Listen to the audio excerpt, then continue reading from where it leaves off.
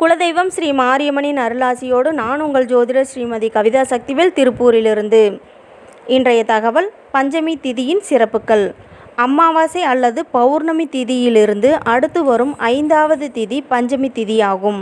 பஞ்சமி திதியில் பிறந்தவர்கள் வேத ஆகமங்களை ஆராய்ச்சி செய்யக்கூடியவர்கள், வாழ்க்கையில் பல போராட்டங்களை சந்திக்கக்கூடியவர்கள், மனை வசதி கொண்டவர்கள், எதிர்பாலின மக்களின் மீது விருப்பம் கொண்டவர்களாக இருப்பார்கள்.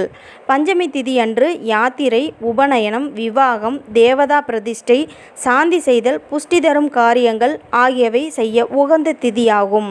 பஞ்சமி திதியில் செய்யப்படுகின்ற காரியங்கள் எதுவாகினும் வெகு காலம் நிலைத்திருக்கும்.